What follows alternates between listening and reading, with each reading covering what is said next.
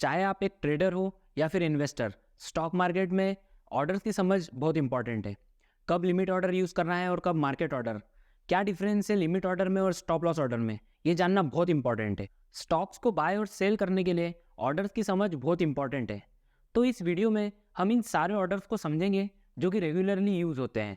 सबसे पहले हम समझेंगे लिमिट ऑर्डर को, क्योंकि ये सबसे सिंपल और सबसे ज़्यादा यूजफुल ऑर्डर टाइप है।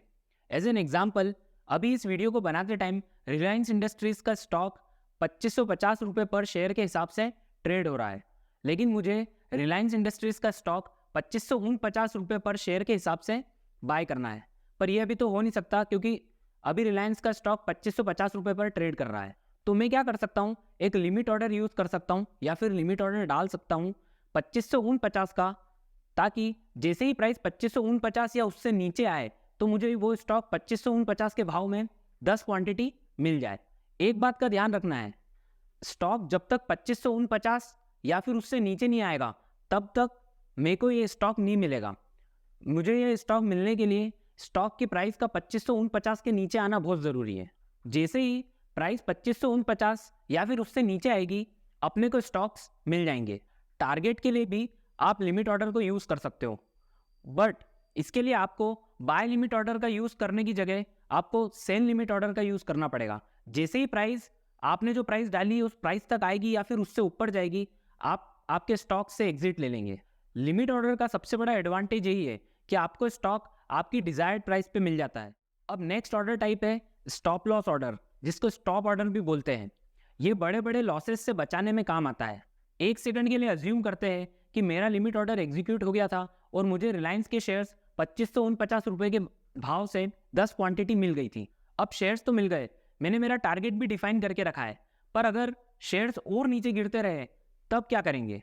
जैसे मैं ये चाहता हूँ रिलायंस का स्टॉक अगर 2545 रुपये से नीचे आए तो मैं मेरे सारे शेयर्स बेच दूँ ताकि मुझे और ज़्यादा लॉस ना हो पाए।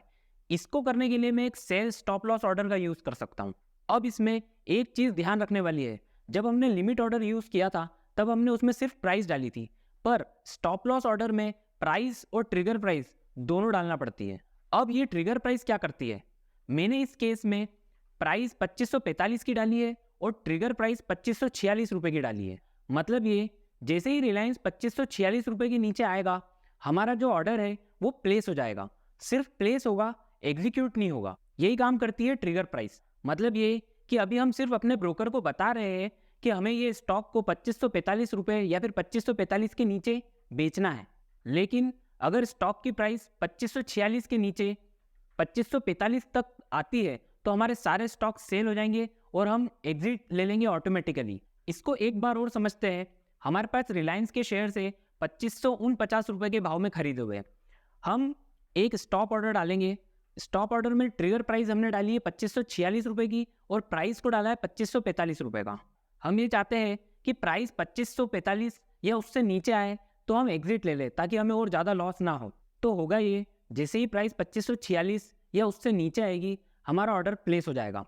जैसे ही प्राइस ट्रिगर प्राइस के नीचे आई, हमारा ये ऑर्डर प्लेस हो जाएगा कि हम रिलायंस के स्टॉक 2545 के नीचे अगर जाते हैं तो बेचना चाहते हैं, और अगर प्राइस 2546 से नीचे आते आते 2545 के नीचे या फिर 2545 तक आती है तो हम रिलायंस इंडस्ट्रीज से हमारे सारी क्वांटिटी एग्जिट ले लेंगे। एग्जिट ले लेंगे मतलब हमारी सारी क्वांटिटी सेल हो जाएगी, हम रिलायंस इंडस्ट्रीज वाले ट्रेड से बाहर हो जाएंगे। लिमिट ऑर्डर का यूज़ है स्पेसिफिक प्राइस पर स्टॉक को लेना। जैसे ही स्टॉक की लास्ट ट्रेडेड प्राइस हमारी स्पेसिफिक प्राइस तक आती है या फिर उससे नीचे तक आती है, हमें स्टॉक्स मिल जाते हैं। पर बहुत बार ऐसा भी होता है कि हमारी स्पेसिफिक प्राइस तक लास्ट ट्रेडेड प्राइस या फिर स्टॉक की करंट प्राइस आती ही नहीं है और हमें स्टॉक मिलता ही नहीं है। तो इस सिचुएशन को हैंडल करने के लिए है मार्केट ऑर्डर। जैसे हमें लिमिट ऑर्डर में प्राइस और क्वांटिटी दोनों डालना पड़ती थी, मार्केट ऑर्डर में सिर्फ क्वांटिटी डालना है। जैसे मुझे अभी स्टॉक की 10 क्वांटिटी चाहिए, तो होगा ये, जैसे ही मैं मार्केट ऑर्डर डालूंगा, अगर मार्केट में कोई भी सेलर अवेलेबल होगा तो मुझे रिलायंस के शेयर्स मिलेंगे ही मिलेंगे। मतलब एग्जीक्यूशन की तो गारंटी है कि मुझे शेयर्स मिलेंगे ही मिलेंगे, पर प्राइस की कोई गारंटी नहीं है कि किस प्राइस में मेरे को शेयर्स मिलेंगे। क्योंकि हो सकता है रिलायंस अभी 2550 पर ट्रेड कर रहा है पर नेक्स्ट सेलर 2555 रुपये पर अवेलेबल हो। अगर मैंने अभी मार्केट ऑर्डर प्लेस किया तो मुझे सारी 10 क्वांटिटी 2555 रुपये के हिसाब से मिलेगी, 2550 के हिसाब से नहीं मिलेगी। इसलिए ही मार्केट ऑर्डर बहुत रिस्की है। मार्केट ऑर्डर का यूज़ लिक्विड स्टॉक्स में यूज़ करना चाहिए। अगर आप एक बिगिनर हो तो आपको मार्केट ऑर्डर थोड़ा संभल के यूज़ करना चाहिए। मेन एडवांटेज ये है मार्केट ऑर्डर का कि जैसे ही आप मार्केट ऑर्डर डालते हो आपको स्टॉक्स मिलेंगे। बस डिसएडवांटेज ये है कि किस प्राइस पर मिलेंगे ये जानना टफ काम है। ये डिपेंड करेगा सेलर्स पर, और ये देखने के लिए आपको किसी भी स्टॉक की मार्केट डेप्थ को ऑर्डर प्लेस करने से पहले देखना पड़ेगा। जैसे ये मार्केट डेप्थ है रिलायंस की, इसमें राइट कॉलम में सेलर्स दिख रहे हैं 2550.55 रुपये पर शेयर के हिसाब से 40 क्वांटिटी अवेलेबल है। अगर मैं अभी मार्केट ऑर्डर डालता हूं तो मुझे मेरी सारी 10 क्वांटिटी इसी भाव में मिलेगी। लास्ट ऑर्डर टाइप है SLM ऑर्डर। ये पूरी तरीके से स्टॉप लॉस ऑर्डर जैसा ही है, पर ये थोड़ा और सेफ है स्टॉप लॉस ऑर्डर के कंपैरिजन में। बहुत बार ऐसा होता है कि हमने स्टॉप लॉस ऑर्डर डाला, जैसे पिछले रिलायंस के एग्जाम्पल में ट्रिगर प्राइस 2546 की और प्राइस 2545 की। अब अगर एक बार ध्यान से सोचो कि 2546 के नीचे अगर रिलायंस की प्राइस आती है तो हमारा ऑर्डर प्लेस हो जाएगा। मतलब हमारी ट्रिगर प्राइस के नीचे अगर रिलायंस की प्राइस आती है तो हमारा ऑर्डर प्लेस तो हो जाएगा, पर अगर प्राइस कभी 2545 तक आई नहीं तो। अब अगर प्राइस 2546 के नीचे आई है तो आप सोच रहे होंगे कि 2545 तक तो आएगी, पर ऐसा बहुत बार नहीं होता है।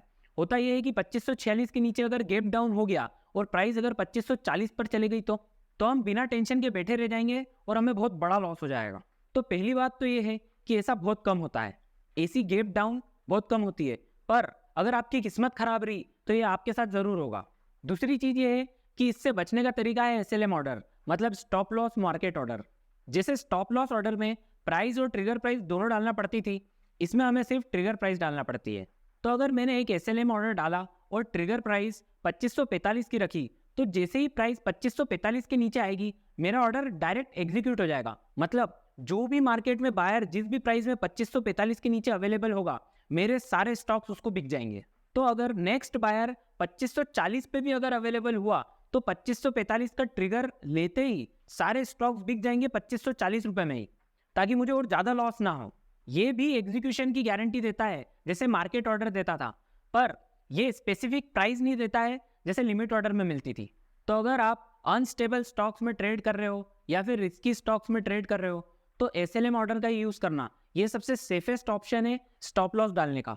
अब छोटा सा रिकेप, लिमिट ऑर्डर में हम स्पेसिफिक प्राइस का यूज़ करते हैं कि अगर स्टॉक की प्राइस हमारी स्पेसिफिक प्राइस तक या फिर उससे नीचे आए तो हमें वो मिल जाए। ट्रिगर प्राइस का कोई काम नहीं होता लिमिट ऑर्डर में। स्टॉप लॉस ऑर्डर में हम ट्रिगर प्राइस और प्राइस दोनों डालते हैं। ट्रिगर प्राइस इसलिए कि अगर स्टॉक की प्राइस ट्रिगर प्राइस के नीचे आए तो हमारा ऑर्डर प्लेस हो जाए, और अगर स्टॉक की प्राइस हमारी स्पेसिफिक प्राइस तक आए तो हम उस स्टॉक से एग्जिट ले लें इस स्पेसिफिक प्राइस पर। मार्केट ऑर्डर में स्पेसिफिक प्राइस नहीं होती, सिर्फ ट्रिगर प्राइस होती है। जैसे ही स्टॉक की प्राइस ट्रिगर प्राइस के नीचे आएगी हमारा ऑर्डर प्लेस और एग्जीक्यूट दोनों हो जाएगा, और मार्केट में जो भी सेलर अवेलेबल होगा उससे हमें स्टॉक्स मिल जाएंगे। SLM ऑर्डर में भी स्पेसिफिक प्राइस नहीं होती, सिर्फ ट्रिगर प्राइस होती है। जैसे ही स्टॉक की प्राइस इस ट्रिगर प्राइस के नीचे आएगी हमारा ऑर्डर प्लेस और एग्जीक्यूट दोनों हो जाएगा। मार्केट में जो भी बायर अवेलेबल होगा उसकी प्राइस के हिसाब से हमारे स्टॉक सेल हो जाएंगे और हमें इस स्टॉक से एग्जिट मिल जाएगा। एट द एंड सारे ऑर्डर टाइप्स बहुत इंपॉर्टेंट है, अलग अलग सिचुएशन में सभी काम आते हैं। मैंने इस वीडियो में शॉर्ट सेलिंग के ऑर्डर टाइप्स को छोड़ दिया है क्योंकि मुझे ऐसा लग रहा था कि पहले ही वीडियो थोड़ा कॉम्प्लिकेटेड हो रहा है, और अगर मैंने शॉर्ट सेलिंग को बीच में ले आया तो वीडियो और कॉम्प्लिकेटेड हो जाएगा। तो इसी के साथ वीडियो को एंड करते हैं। अगर आपको वीडियो अच्छा लगा हो तो ऐसे ही और फाइनेंस से रिलेटेड वीडियोस के लिए चैनल को सब्सक्राइब करिए। मिलते हैं नेक्स्ट टाइम।